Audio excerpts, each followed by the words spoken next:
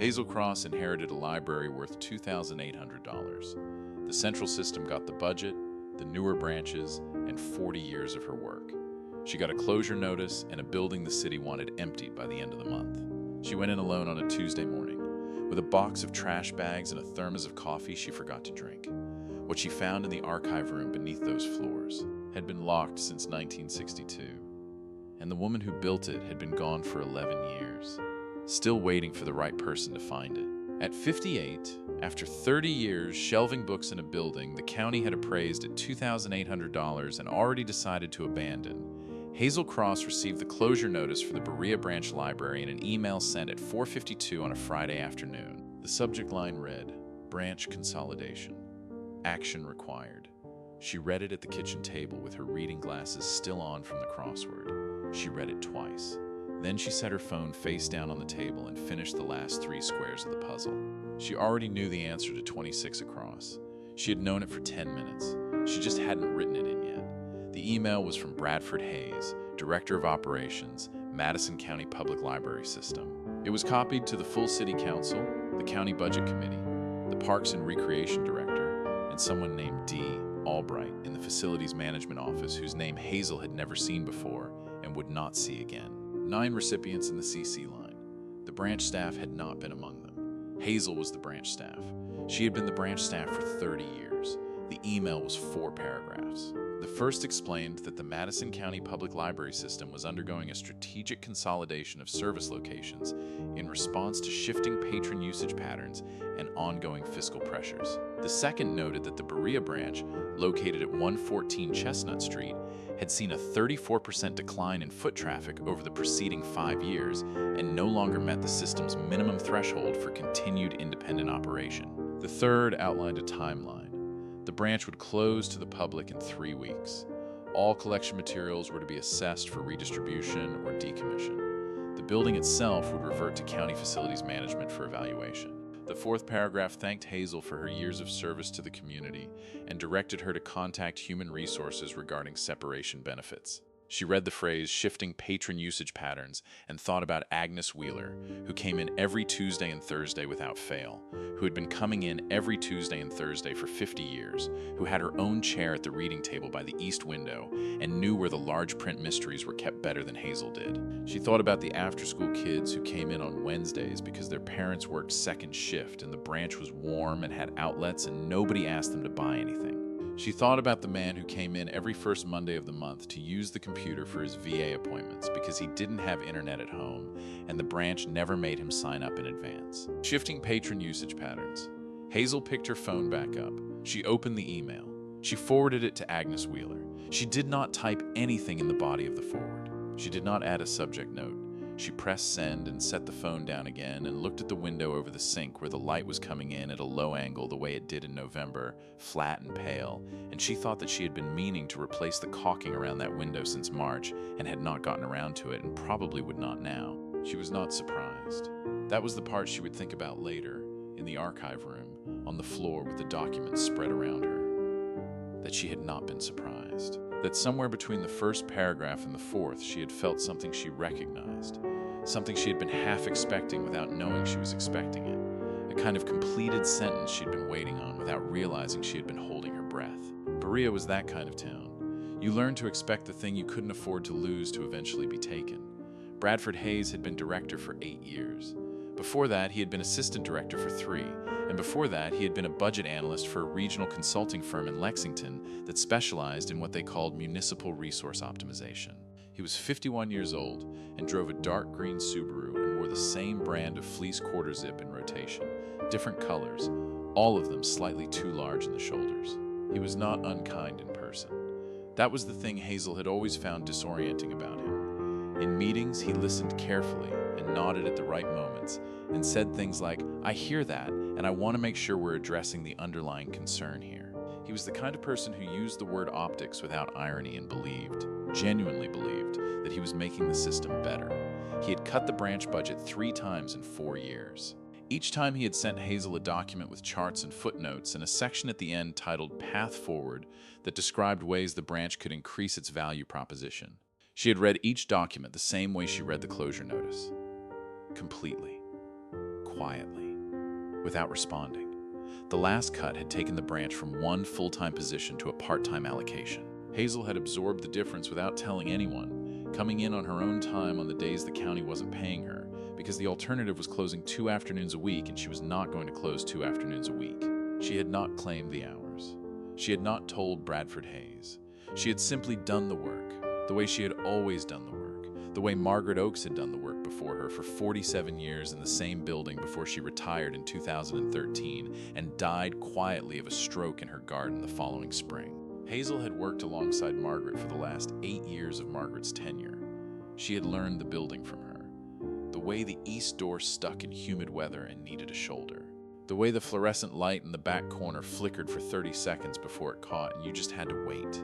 The way the heat came on too strong in the first hour and then settled, and you opened the window in room 2 slightly before the patrons arrived, or it would be stifling by 10. Margaret had shown her where the supply closet key was kept, and which shelf in the reference section needed the bracket tightened, and how to reset the computer terminal when the system froze, which it did every few weeks, in a way that involved holding down 2 keys simultaneously that were not the ones described in the manual. She had never mentioned the archive room. In 30 years, Hazel had never been in the archive room. She had known it existed. There was a door at the bottom of the utility stairs, behind the shelving unit in the back hallway, locked with a mechanical combination lock that was older than the building's last renovation and possibly older than Hazel herself. Margaret had never explained it. Hazel had never asked. There were things about a building you inherited without inheriting the explanations, and you learned to understand that some doors were not yours to open until they were. She had not thought about that door in years.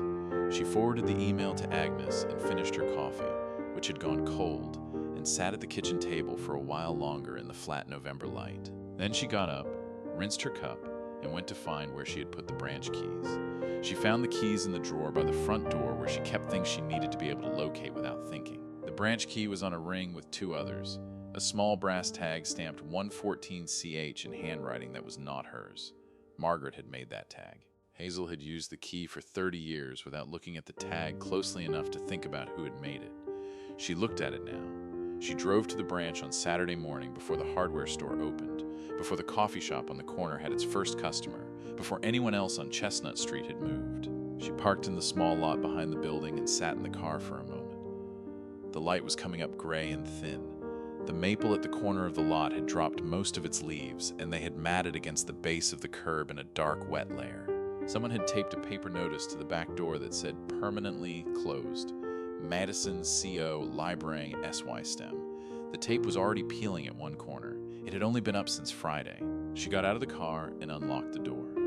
The smell hit her before the light did. Paper and dust and the particular cold of a building that had been heated for occupancy for decades and was now being allowed, for the first time, to cool. It was not an unpleasant smell. It was the smell of the place. She had been breathing it for 30 years and never named it and couldn't have described it to anyone who hadn't been inside. But she knew it the way you know the smell of your own house when you've been away for a week. It was just the smell of the branch.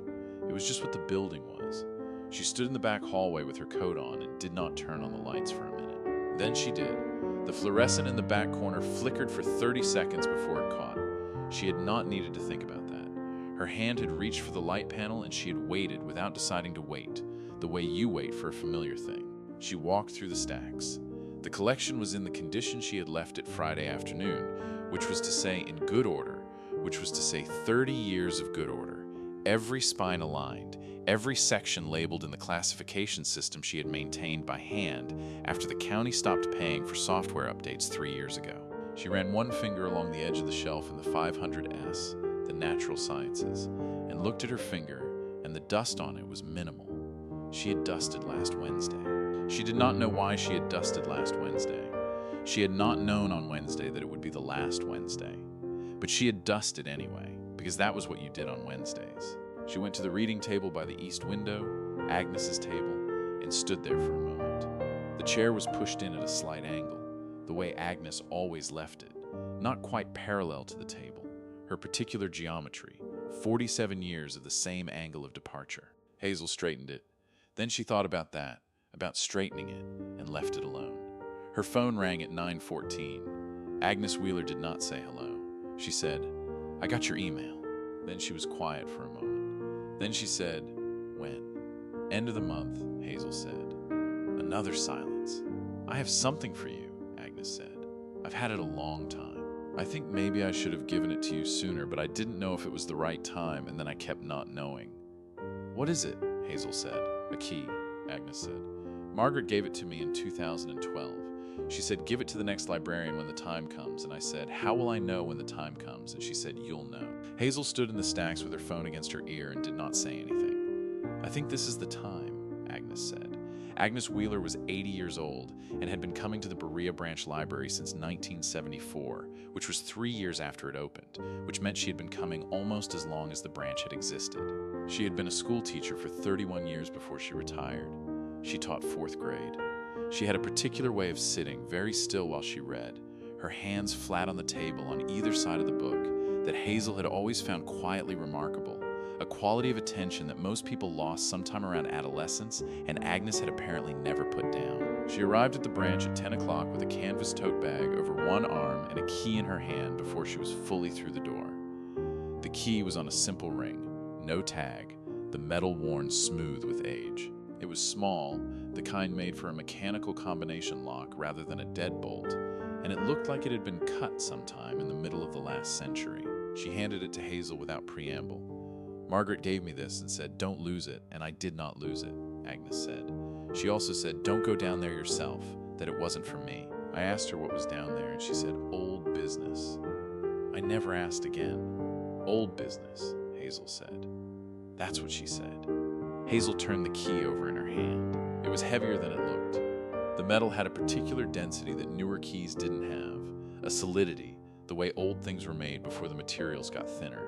She didn't know it yet, but that key was only half of what she needed. The other half had been hiding in the building for 30 years, in a place she had touched 1,000 times without knowing what she was touching. Do you know how long it's been locked? Hazel said.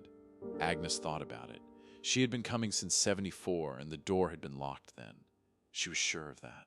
She remembered asking Margaret about it once, early on, and Margaret saying something about the archive, about things that needed to stay undisturbed until they needed to be disturbed. Agnes had been a school teacher. She understood that some answers were less important than learning to sit with the question. It was locked when I first came, Agnes said, so at least since 74. Maybe longer. Hazel looked at the key. The lock on the archive door had a small plate beside it, recessed into the doorframe, that she had never examined closely. She had passed it for 30 years. It had a date stamped into the metal. She had always assumed it was a manufacturing date, a serial number. Something administrative. She had not looked at it closely enough to read it. She thought about that now. They went to the back hallway together, Hazel and Agnes, and Hazel moved the shelving unit that stood in front of the archive door the way she had moved it every few years to check the baseboard for moisture. It was not heavy, a rolling unit. It just needed to be angled correctly to clear the door frame. She had done it a dozen times without thinking about what she was clearing the door to reach. The door was steel, painted the same institutional cream as the hallway walls, but dimmed now to something closer to the color of old paper. The combination lock was a mechanical dial type, the kind with a numbered face that you turned by hand, mounted in the center of the door at chest height. Below it, to the right, was the small plate she had always taken for a serial number. She leaned in and read it. Enstalled November 1962. M. O. Aches. She straightened up. Margaret had been hired in 1966. 4 years after this lock was installed.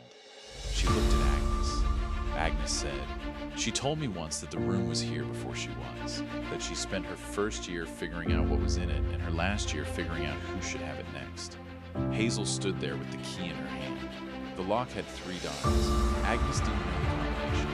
The key was for a secondary mechanism below the dial, a separate keyhole nearly hidden in the shadow of the lock plate. You needed both, Hazel understood now, looking at the key. The combination to release the bolts, the key to turn the final cylinder. She had only one. She said this to Agnes, standing in the back hallway with the key in her hand and the combination lock in front of her. Agnes looked at the lock.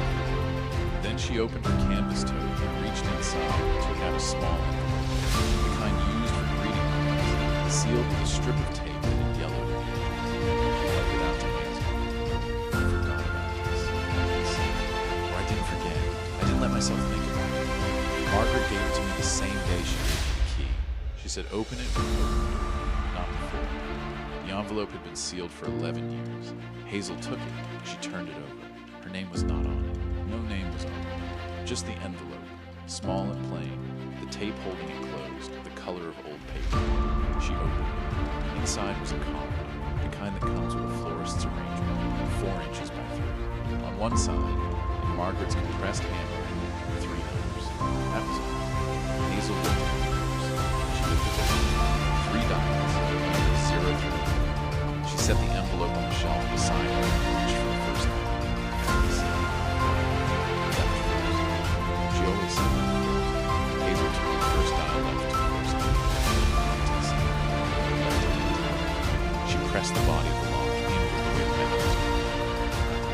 She looked at Agnes. Agnes said, "Again." Margaret said the same thing twice. Hazel reset the pressed. The click was small and definite, the sound of something that had been waiting a long time to move. She turned the key. The door opened inward on air that had been sealed since 1962. 62 years of stillness moving past them into the hallway, carrying the particular cold of a room that had held its breath for longer than either of them had been in this building. Agnes put her hand on the door frame. She did not go in. She said, "This part is yours." Hazel stepped through. What Hazel Cross found in that room wasn't what any of us expected. But looking back now, from the other side of everything that followed, it was the only thing that could have made sense. Given everything Margaret Oakes had spent 47 years building in the dark, one box at a time, for a girl she had met when that girl was 8 years old and couldn't afford to buy her own books, she stood in front of the archive door with the key in one hand and the number sequence in her memory and thought, "This is the part where it doesn't work." She had built up enough disappointment in the last 4 days that the protection was necessary. She had thought she would find the combination of the files. She had not. She had thought the county records might have something. They did not. She had thought about calling Margaret's daughter in Cincinnati and had decided against it because she could not explain, not really, what she was looking for. She set her hand on the dial. She turned it 2 full rotations, stopped on the first number, right, 1 rotation, to the second, left. She heard the bolts release, a clean, mechanical sound, low and certain, the sound of something built to last releasing after a very long time. She put the key in the secondary cylinder. She turned it. She pressed the door. The air that came out was different, cooler, still.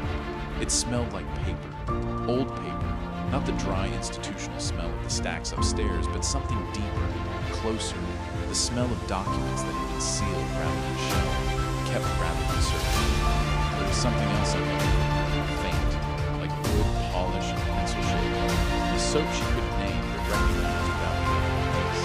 She found the light switch on the left side of the frame, a single bulb, incandescent. The room was smaller than she expected, maybe 12 feet. The walls were lined floor to ceiling with metal shelving, old copper, dark green, the kind that had been standard in institutional buildings from the 40s through the 70s. Every shelf was full, banker's boxes, archival quality, brown, labeled in a hand she recognized immediately. Margaret's hand. Black marker, neat, consistent, dated. The labels went back to 1966. 47 years of labels. Every one of them in the same hand. Hazel stood in the doorway and looked at the room for a long time without going in. Then she took 1 step inside. On the shelf immediately to her left, at eye level, there was a single item that was not a banker's box. It was a smaller box, the kind used for index cards, pale green, the cardboard slightly bowed from age. A piece of white paper was taped to the lid. On the paper, in Margaret's handwriting, in ink rather than marker, it said, "Start here."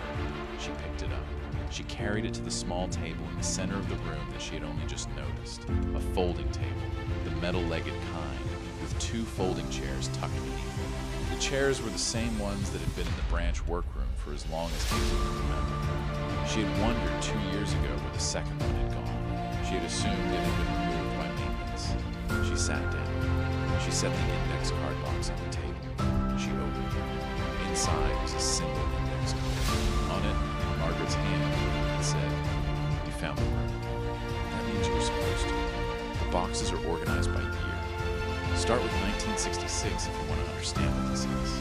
Start with the last box on the bottom right shelf if you want to understand why you're the one sitting there. Hazel read the card twice. She set it down. She looked at the room around her, the 47 years of labeled boxes, the single bulb above her, the smell of sealed paper and old wood. She looked at the last box on the bottom right shelf. She did not move toward it yet. The first item beneath the letter was a ledger, standard composition size, black cover, the kind sold in any office supply store. The spine was reinforced with electrical tape, black over black, almost invisible. The pages were clear. They were full. Everything.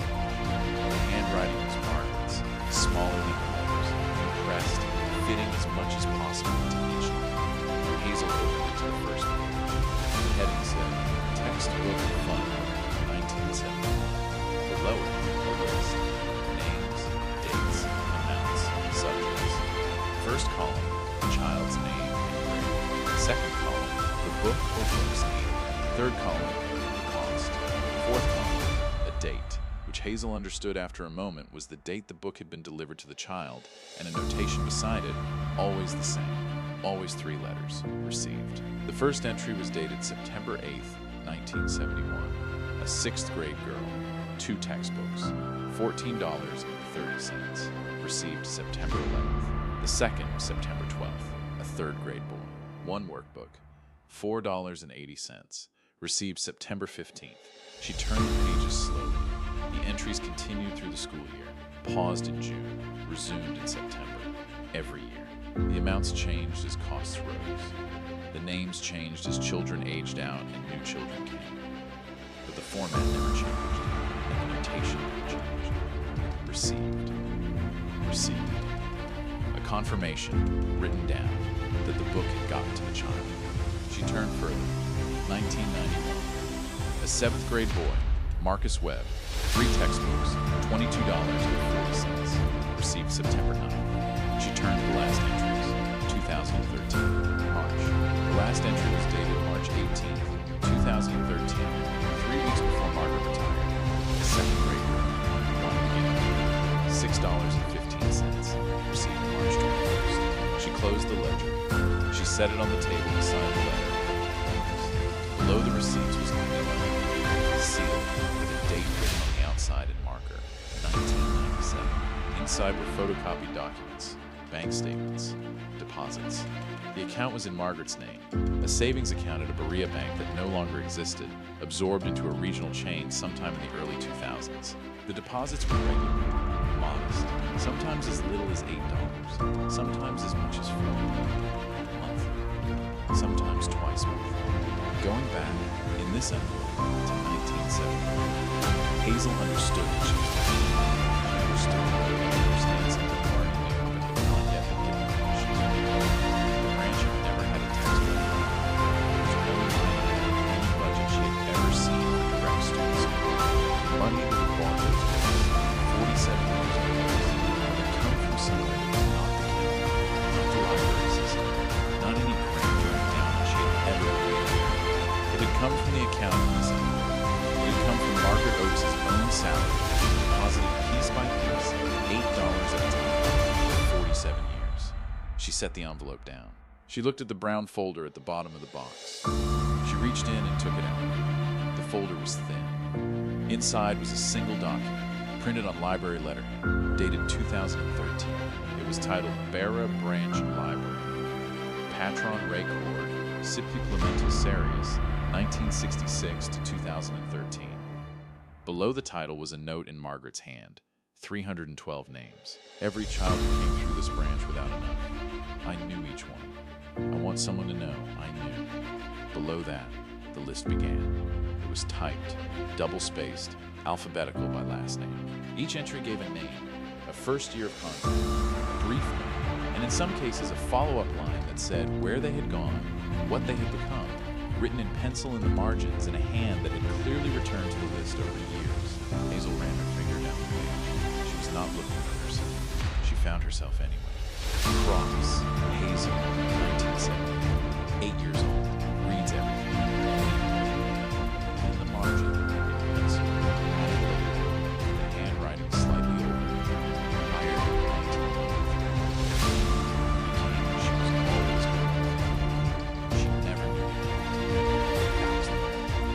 set the folder down on the table. She did not move. The light above her, the furnace moved. Somewhere in the building, the east door moved slightly in its frame, the way it did in cold weather when the pressure changed. A small, familiar sound she had heard for 30 years and would have recognized anywhere. She put her hands flat on the table. She sat in the folding chair in the 40-watt light in the sealed room and felt the specific weight of finding out that you had been held up, quietly, from a distance, by someone who had never told you and never intended to tell you, and that the holding had worked, and that you had become exactly what that person had seen in you. When you were 8 years old and you couldn't reach the wall. She sat there for a moment. Then she reached for the folder, opened it, and looked at the list from behind her. All 312 names had started. She read the list twice through before she looked at it. 312 names.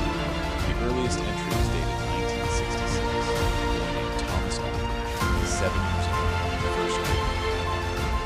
The most recent was the second grade girl from March 2013, $6.15. Between them, 47 years of children who had come through the branch without enough, which was Margaret's phrase, and which Hazel understood now as the most precise description possible. Not without money, exactly, though that was part of it. Without enough. Without the specific enough that a child needs to keep going, to stay curious, to not decide at age 8 or 10 or 12 that reading is something other people do, that books are not for them, that the door is locked and they don't have the key. Margaret had been the key for 47 years, without telling anyone. She went to the shelves. She went to 1966 first. The box for 1966 contained the official records, budget documents, circulation logs, correspondence with the Central Library, staff schedules. It was orderly and complete and told the story of an institution finding its footing, a new branch in a small Kentucky town, modest circulation numbers, modest budget, the ordinary beginning of something that would either matter or not, depending entirely on the people inside. She put the 1966 box back. She pulled the box for 1989. Same official records. But something else too, tucked at the back behind the circulation numbers.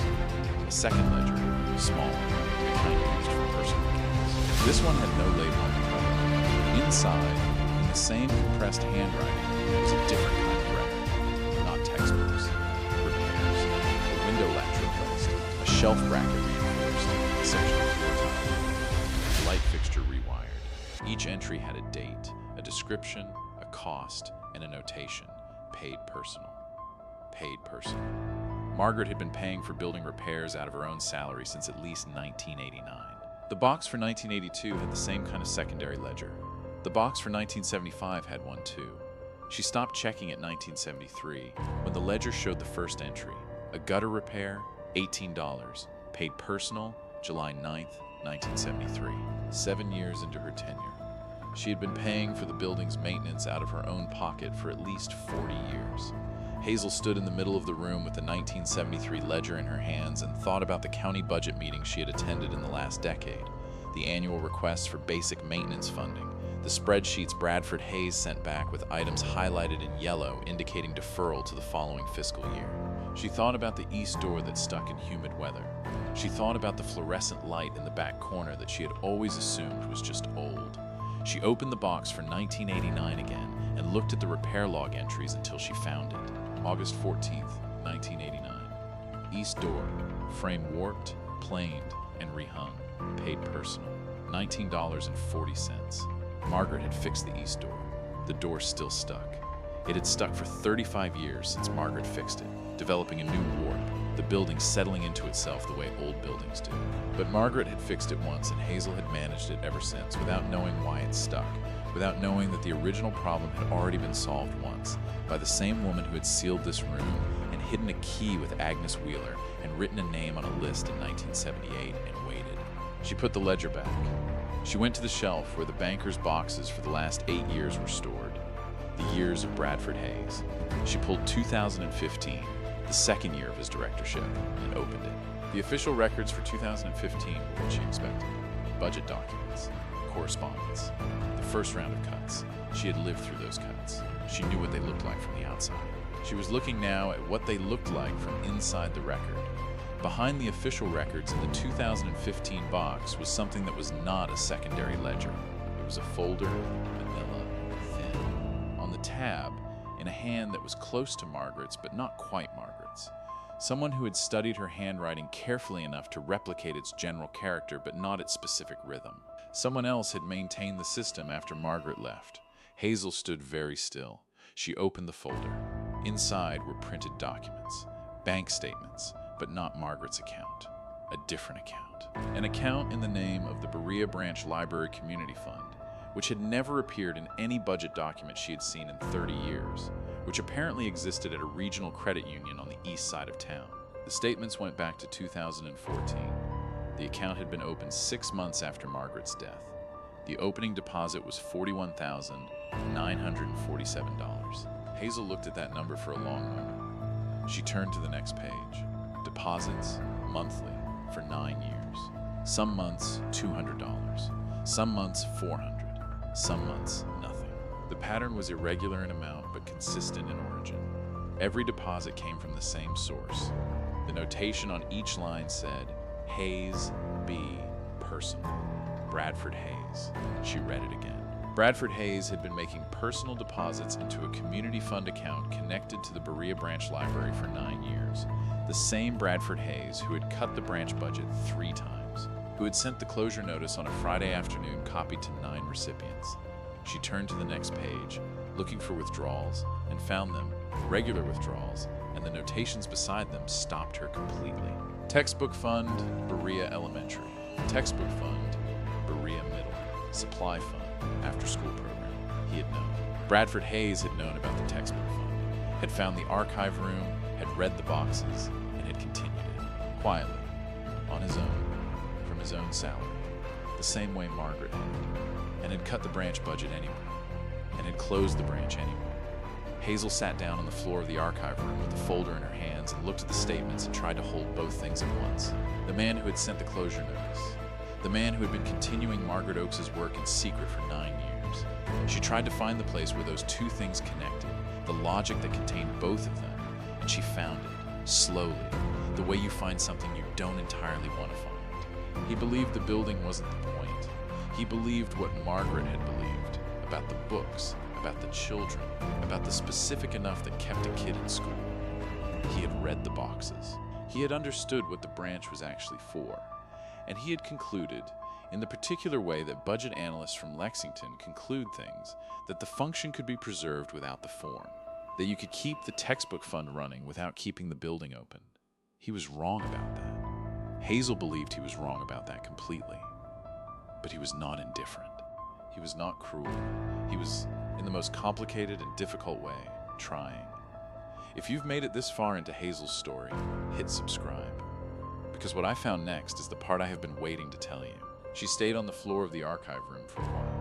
Then she got up, put the folder back in the 2015 box, and went through the remaining years. 2016 through 2022. Each one had the same folder, the same account statements, the same pattern of deposits and withdrawals. The amounts had grown over the years. By 2022, the monthly deposit was reliably $614, and the withdrawals were going to 4 schools and 2 after-school programs. In the 2022 box, she found something she had not found in the earlier ones, a second folder, thinner. Inside was a single document, a photocopy of a county budget request, annotated by hand in a pen she didn't recognize. The annotations were not administrative comments. They were questions. Why was line item 14C reduced 3 years running? Why was the maintenance allocation for Chestnut Street half the standard rate? Why was there no record of the 2018 exterior repair bids in the county procurement files? The questions were specific. The questions were the right questions. She turned the document over. On the back, in the same unfamiliar hand, talked to B. Hayes, March 4th. He says the fund is legitimate, that he started it after he found the old records, that he wanted to continue what had been done before. Confirmed 3 schools, 2 programs, 9 years of receipts. He also said he's been paying the branch maintenance shortfall out of his own budget allocation since 2019. I don't know what to do with him. He's closing the branch with one hand and holding it together with the other. I asked him why, and he said, the building is a liability. I said, the building is the point. He said, I know. He said it like he already knew he was wrong. He said it like he'd been saying it to himself for a long time. Below that, a signature she did not recognize, and a date, March 7th, 2023.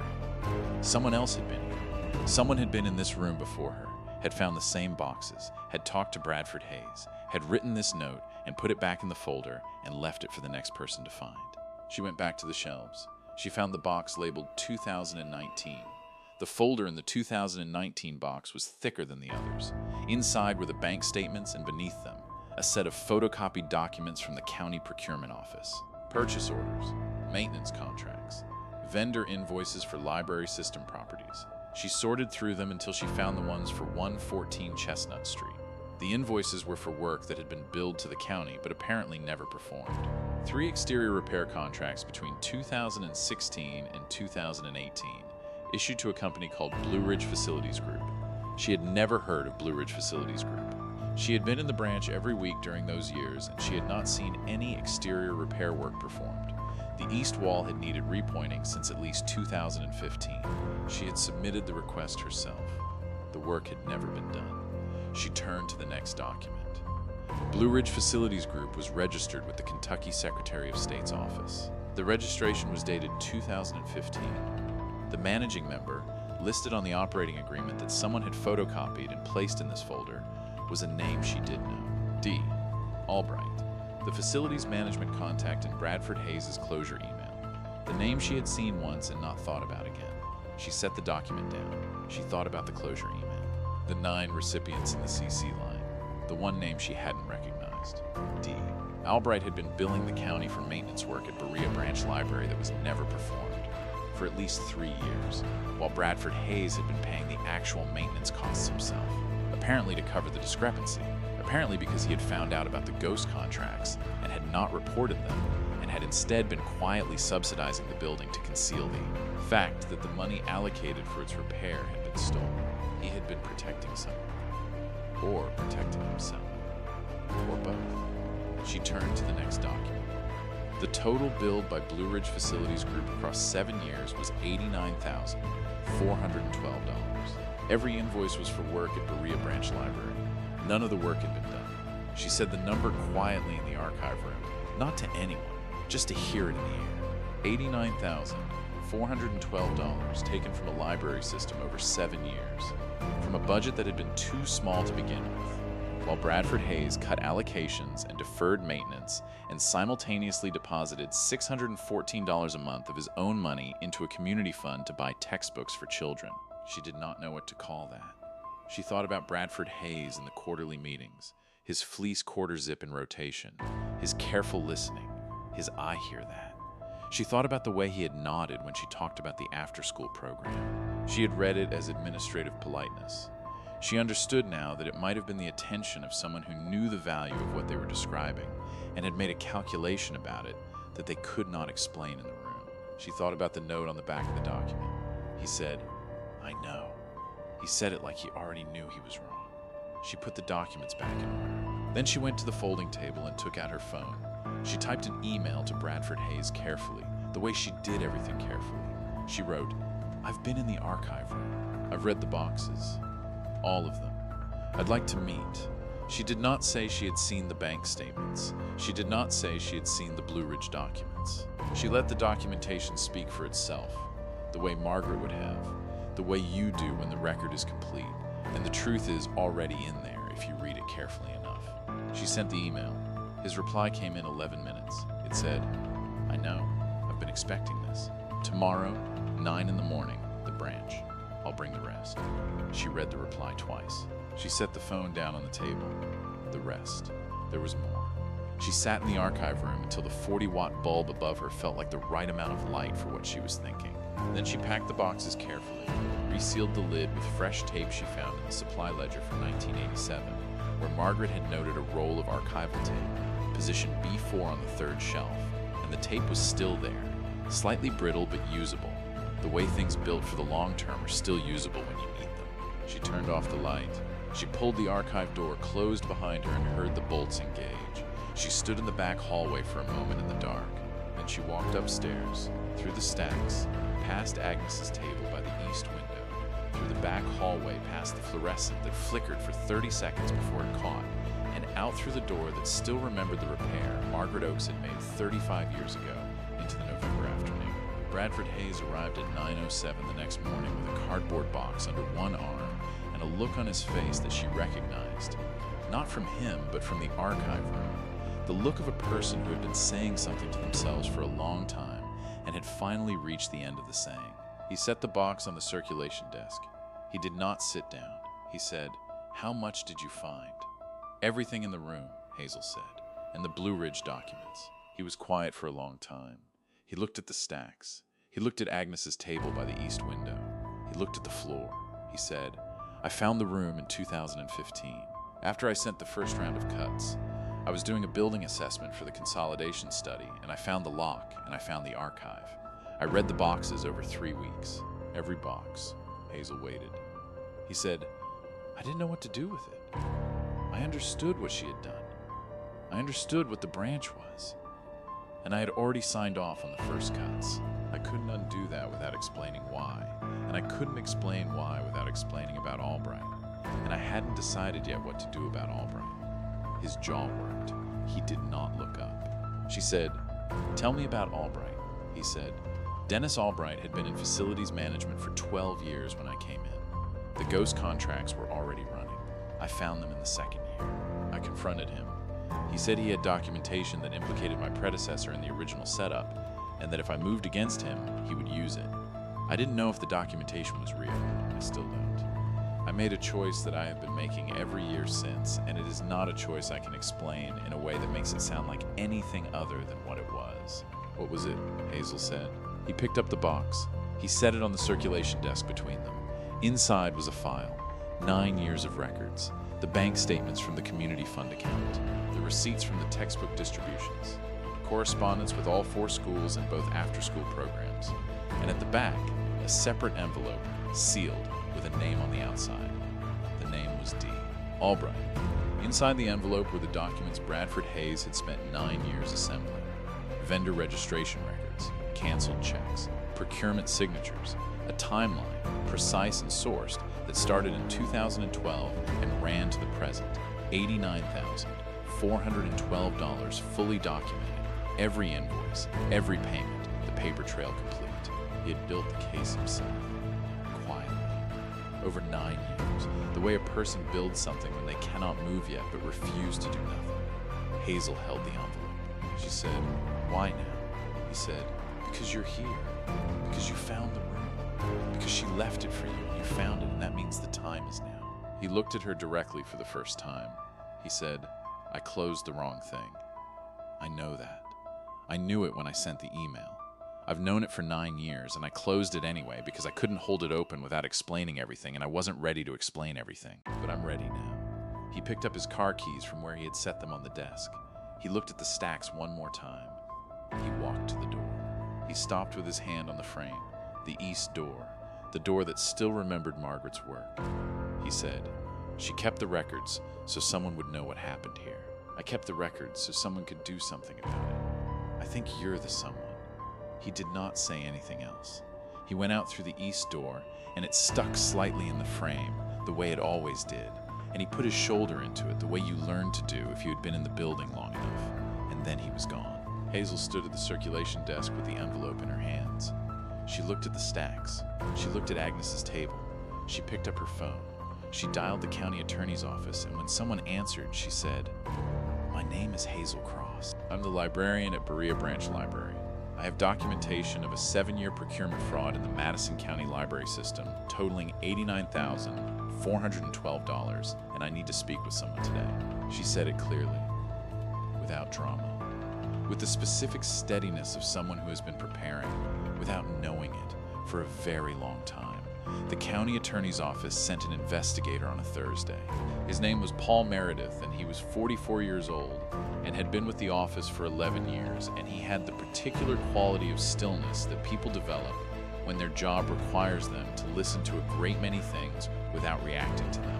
He sat at the circulation desk with a yellow legal pad and asked questions in a flat, unhurried voice, and Hazel answered them the same way, and they worked through the documentation together for 3 hours, and at the end of it, he picked up the envelope with D. Albright's name on it and looked at it for a moment and said, "This is thorough," Hazel said. "It was compiled over 9 years." He looked at her. She said, "Not by me." She did not explain further. She did not need to. The records spoke in the order they had been assembled, and the order was its own explanation. And she had learned from the best librarian she had ever known that a well-organized collection required no introduction. Paul Meredith took the documentation and left a receipt and said he would be in touch. He was in touch 6 days later. Dennis Albright was placed on administrative leave pending investigation on a Tuesday morning. The county issued a statement the following Thursday that said very little in a great many words, the way official statements do. But what it said, beneath the language of ongoing review and appropriate action, was that something had been found and someone was going to be held accountable for it, and the process was now in motion and could not be stopped. Bradford Hayes was not named in the statement. Hazel had not named him to Paul Meredith.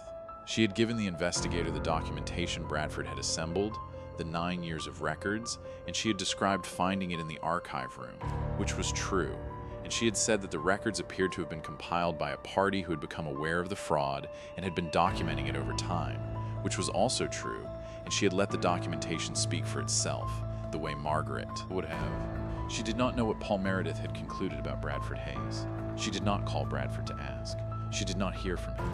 She thought about him sometimes in the weeks that followed, thought about him the way you think about a complicated equation that you have done correctly but whose answer still surprises you. A result that is both inevitable and unexpected. He had been wrong about the building. He had been right about everything underneath it. The closure notice had given the branch 3 weeks. On the second week, Agnes Wheeler came in on a Tuesday morning, as she always did, and sat at her table by the east window and did not read. She sat with her hands in her lap and looked at the stacks and did not say anything for a while. Agnes said, without preamble, "What happens to the books?" "Central Library takes what they can use," Hazel said. "The rest goes to the county school system or gets sold at the Friends sale in the spring." Agnes was quiet. She said, "And the building?" "County facilities," Hazel said. "For evaluation."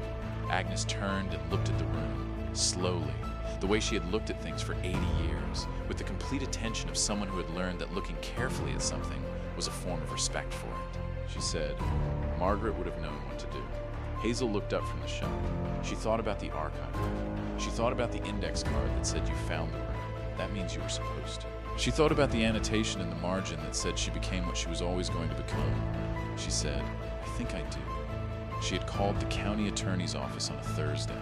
On the following Monday, she had called the Kentucky Department for Libraries and Archives. On the Wednesday after that, she had driven to Frankfurt and sat in an office with a program officer named Carolyn Tate, who had short gray hair and a coffee mug that said, "Read more," and who listened to everything Hazel said with the attention of someone who had been waiting to hear exactly this kind of thing for a long time. Hazel laid out the documentation, the archive, the 47 years of textbook fund records, the community fund Bradford Hayes had maintained, the 312 names, the building, Est. 1971, with the archive room installed 9 years before it opened. Carolyn Tate looked at the list of 312 names. She turned the pages slowly. She said, "How many of these people still live in Berea?" Hazel said, "I don't know yet. I've been working on it." She had been working on it. She had started with the names she recognized and worked outward, calling people she knew, asking carefully, not explaining everything yet, but asking enough that people understood something was happening and that their history with the branch was part of it. The response had surprised her. Not the willingness, exactly. What surprised her was the specificity of what they remembered. The exact book. The exact year. The woman behind the desk who had handed it to them without asking where the money came from. The way it had felt to come back to the branch later, as adults, as parents, with their own children, and find it still there, still open, still smelling the same. They had all thought it was just the library. They had not known it was also a woman who had spent 47 years making sure they had what they needed, quietly, without credit, without any expectation of return. Carolyn Tate made 3 calls from her office while Hazel sat across the desk and waited. The first call was to the Kentucky Heritage Council. The second was to a foundation officer in Louisville. The third was to someone whose name Carolyn did not say. She hung up and looked at Hazel. She said, "The building can be nominated for the State Historic Register." The archive alone would qualify it, but the community fund records and the paper trail make it exceptional.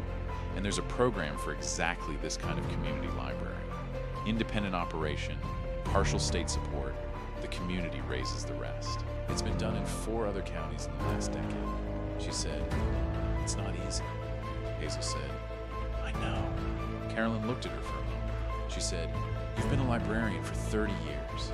Hazel said, "Yes." Carolyn said, "You understand this would be a different job, more administrative, more fundraising." Hazel said, "I understand." Carolyn picked up her coffee mug and looked at it and set it down. She said, "Okay, let's talk about what you need." Bradford Hayes came to the branch on a Wednesday morning in early December, 3 days before the scheduled closing date, 2 days before the community meeting Hazel had not yet told him about. She was at the circulation desk when he came through the front door. He was wearing the gray version of the fleece quarter zip. He stopped just inside the entrance and looked at the room the way people look at places they have thought about more than they have visited. He said, "I heard you found the archive room." She said, "Yes." He stood there for a moment. He was not looking at her.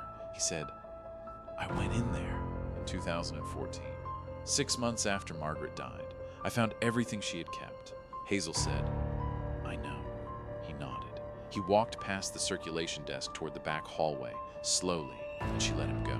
She heard the shelving unit move, the familiar sound of it rolling on the linoleum, and then silence. He was in there for 11 minutes. She did not follow him. She stayed at the desk and did not try to imagine what he was doing. She had learned in 30 years at this desk that there were things people needed to do alone in a room, and that the kindest thing you could offer was the room. When he came back through the hallway, his face was the same. He stopped at the circulation desk again. He picked up the date stamp from the tray where she had left it. He turned it in his hand once. He set it down. He said, "The building is the point. I know that now. I think I knew it then." He did not say anything else. He went out through the front door and she heard his car start in the lot and she did not watch him go. She picked up the date stamp and put it back where it belonged. The community meeting was held on a Friday evening, the last week of November, 3 days before the branch was scheduled to close. Hazel had sent letters. She had called people. She had asked Agnes to make calls, and Agnes had made them with the efficiency of someone who had been the connective tissue of a community for 50 years and knew exactly who needed to know what and in what order. 43 people came. The branch held 20 comfortably. They pulled chairs from the workroom in the back hallway and the archive room, which Hazel had opened for the first time to people other than herself, and people sat in the stacks and on the floor and stood 3 deep near the door. The fluorescent in the back corner flickered for 30 seconds before it caught, and then the room was fully lit, and Hazel stood at the front of it and looked at the faces. She read from the list. She did not read all 312 names. She read the ones that were in the room.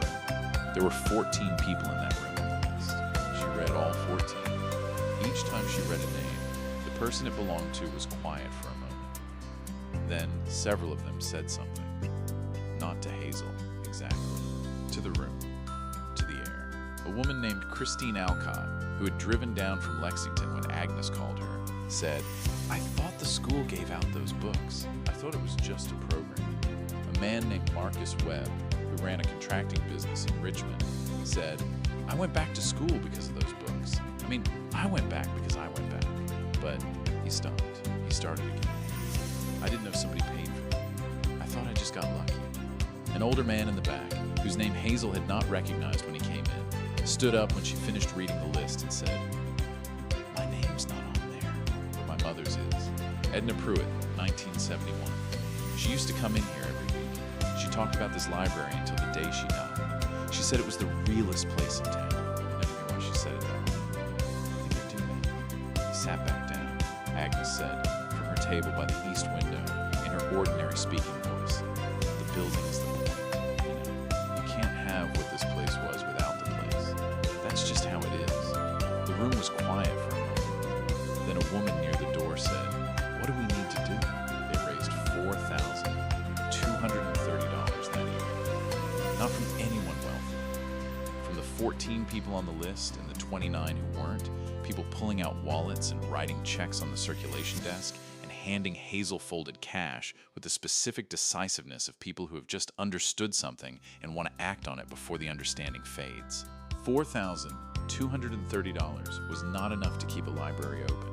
It was enough to begin. The branch did not close on schedule. The county, presented with a historic nomination filing and a community petition with 214 signatures and a letter from the Kentucky Department for Libraries and Archives, agreed to a 90-day extension. The 90 days became 6 months. The 6 months became a funding cycle. The funding cycle became, in the particular slow way that institutional decisions become permanent, the new normal. Hazel did not stop working the stacks during any of it. She did not stop dusting on Wednesdays. She did not stop knowing which shelf in the reference section needed the bracket tightened. She opened the archive room to researchers in January. A graduate student from the University of Kentucky spent 2 weeks in the room in February and wrote a paper about it that used the phrase, "unprecedented record of sustained community philanthropy." The paper was published in a journal that 800 people read. One of those 800 people sent a copy to the foundation in Louisville that Carolyn Tate had called, and the foundation made a site visit in March. In April, they approved a 3-year grant that covered operating costs, collection maintenance, and 1 full-time staff position. Agnes came in every Tuesday and Thursday. She brought her granddaughter in the spring, a girl of 9 who had recently read everything in the children's section and come to the desk and asked what came next. Hazel had looked at her for a moment. Then she reached under the desk and pulled out a book she had been holding for exactly this occasion, because she had known this occasion was coming, the way you know things when you have been paying attention long enough. The girl took the book and went to the table by the east window and sat down with her hands flat on either side of it, the way Agnes sat, the same quality of attention, skipping a generation and landing whole. Hazel watched her for a moment. Then she went back to work. The community dinner was held in May. In the branch, the shelves pushed back to make room for tables borrowed from the Methodist Church 2 blocks over. 47 people came. Someone brought a ham. Someone else brought 3 pies. The woman with the 2 small children came again. The children slightly larger now, running between the table legs while the adults talked. Marcus Webb drove down from Richmond with his wife and his youngest son, who was 12, and had just started coming to the branch on his own on Wednesday afternoons because his mother worked second shift and the branch was warm and had outlets. Christine Alcott came from Lexington with her mother, a woman in her 70s who had never been in the branch before and who walked through the stacks slowly, running her hand along the shelves the way you touch something you have been told about for your whole life and are finally allowed to see. The man from the back of the meeting, whose mother's name was on the list, came with his own family. He had brought a photograph. It was a photograph of his mother, Edna Pruitt, taken sometime in the 1970s, standing in front of the branch on Chestnut Street, squinting slightly in the light, one hand raised against the sun. He gave it to Hazel at the end of the evening without explanation. She understood that it was for the archive. She put it in a new box, a clean one, and labeled it in her own hand, and set it on the bottom shelf of the archive room next to the box marked FOR THE next ONU. She left room on the shelf for more. Agnes stayed until the end. When the last person had gone and the tables were back at the Methodist Church and the stacks were restored to their proper order, she sat at her table by the east window in the chair at its particular angle and looked at the room. She said, "Margaret would have been satisfied." Hazel said, "I think so." Agnes said, "She wouldn't have made a fuss about it. She would have come in the next morning and opened up and started on whatever needed doing." Hazel said, "Yes." Agnes picked up her canvas tote and her coat and stood. She said, "Same time Thursday." She went out through the east door, which still required a shoulder, and Hazel heard it close behind her, the familiar resistance and then the catch. She stood alone in the branch. The fluorescent in the back corner was humming. The shelves were straight. The circulation desk was clear. The crossword book Agnes had left on the reading table had 3 squares unfinished, the same 3 squares Agnes left unfinished every week, a private habit Hazel had never asked about and never would. She went to the window in the east wall and looked out at Chestnut Street in the May evening, the light going long and gold across the sidewalk, a boy on a bicycle moving slowly past, the maples coming back in full and casting the street in the particular green of early summer that made everything look like it had been washed. She thought about Margaret Oakes, who had stood at this window for 47 years, who had fixed the east door and tightened the shelf bracket and kept the heat manageable and bought books for children who needed them and kept records of every child, every book, every year, and had sealed the records in a room and given a key to an old woman and said, "You'll know when the time comes." She thought about Bradford Hayes, who who had read those records and continued them and said, I know, like he'd been saying it to himself for a long time, and who had built a paper trail with the specific precision of someone who had decided that if they could not act yet, they would at least make sure that acting would be possible when someone else arrived who could. She thought about the list. 312 names. The girl who was 8 years old in 1978 and couldn't reach the door handle. She looked at the street for a long time. Then she went to the desk and pulled out the logbook. The same kind Margaret had used. The same black cover. The same cream-ruled pages. And she opened it to the first blank page and wrote the date in the upper right corner and began the day's entry. She wrote what she wrote every day. Hours open. Patrons served. Collection activity. Any maintenance issues noted for follow-up. The ordinary record of an ordinary day in a library that had been, for a very long time, more than anyone outside it had understood. She wrote it in full. She closed the logbook. She turned off the lights in the back hallway. She turned off the lights in the stacks, section by section, moving toward the front of the building. She turned off the fluorescent in the back corner last, and it dimmed slowly the way it always had, taking its time going dark. She locked the front door. She stood on the step for a moment in the May evening. Then she walked to her car and got in and looked at the building through the windshield, the cream-painted brick, the letters above the door, the archive room below it where the light had been off for 62 years before she found the switch. She thought, a library is not a building. And then she thought, but it is also a building. It is also exactly this building, this door, this window, this street, this smell, this particular quality of light in late afternoon when the maples are full and the boy on the bicycle goes past and the town looks like it has been washed. It is the building and everything the building made possible, and you cannot have the second without the first. And anyone who tells you otherwise has not sat in the right chair at the right table and felt the specific weight of finding out that someone held the door open for you, quietly, from a distance, for 30 years, without ever intending for you to know. She started the car. She drove home through the May evening, the long light moving across the fields at the edge of town, the first fireflies starting in the low places along the road, the air through the window carrying the smell of cut grass and coming rain, and the particular sweetness of Kentucky in early summer that she had known her whole life and had never once had to be taught to love. If this story stayed with you today, share it with someone who needs to hear it. Subscribe for a new story every week, and leave a comment. Is there a place in your life, a library, a classroom, a corner of a town that held a door open for you before you knew you needed one? A library is not a building. It is a promise that no child will be left without a door. Margaret Oak spent 47 years keeping that promise. Hazel Cross spent 30 years living inside it, without ever knowing who had built it for her.